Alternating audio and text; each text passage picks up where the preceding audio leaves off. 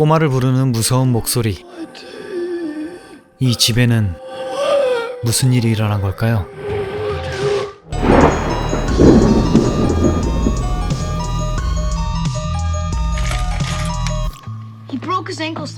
형이 다리를 다친 탓에 혼자 집을 지키게 된 꼬마 조지.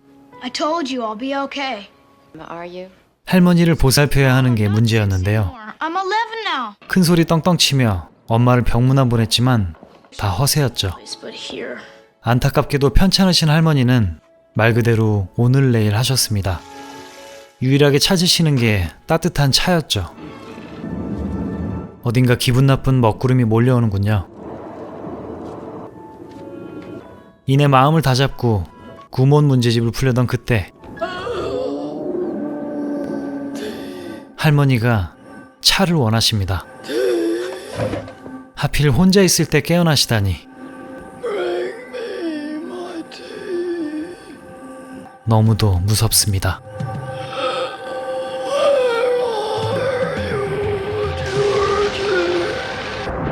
그림자가 이게 무슨 일인가요? 근심을 털어놓고 다 함께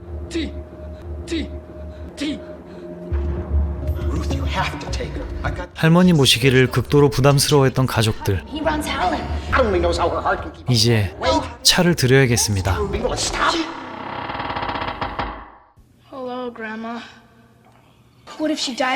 돌아가실까봐 걱정하던 그때 놀라서 그만 차가 전복돼 버렸습니다. 들어가기 싫었지만 혼날 테니 뒷수습은 해야겠죠. 다시 잠드신 것 같습니다. 그런데 요상한 마룻바닥.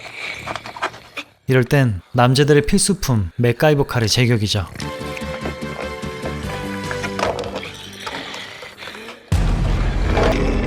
바닥이 열리자 붉은 연기와 함께 괴상한 목소리들이 들렸습니다. 마치 지옥처럼 말이죠. 용감하게 포복으로 전진해 관찰하는 조지.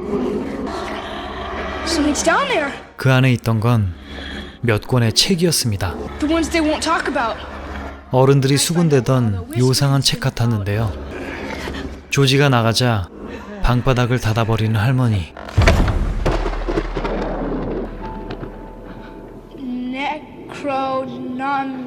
책에는 처음 보는 요상한 말들이 질비했습니다. 도무지 이해할 수가 없었는데요.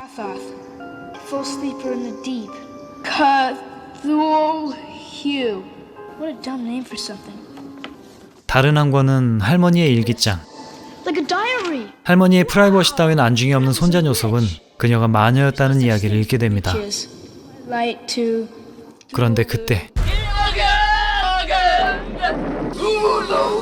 괴상한 말을 외치는 할머니.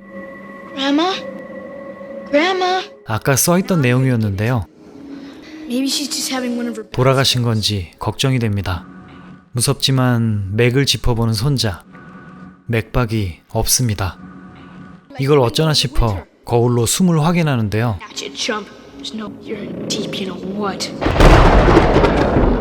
역시나 사망하신 할머니. 이 와중에 전화는 혼선되어 병원에 연락이 불가합니다. 그 옛날 전화기는 가끔 저랬다죠. 이게 다 자신 때문이라 자책하는 조지. 그런데 누군가의 목소리가 들려오고 돌아가신 할머니 얼굴을 덮어드리란 얘기를 순순히 따르게 되는데요. 무섭지만 이불을 덮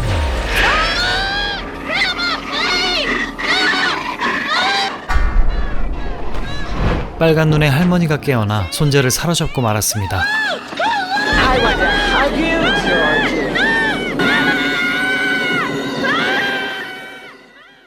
그렇게 몇 시간 뒤 폭우로 나무가 쓰러져 겨우 집에 도착한 엄마.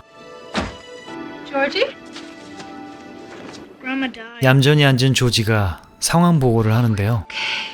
돌아가신 할머니보다 놀랐을 아들을 달래주는 엄마. 그런데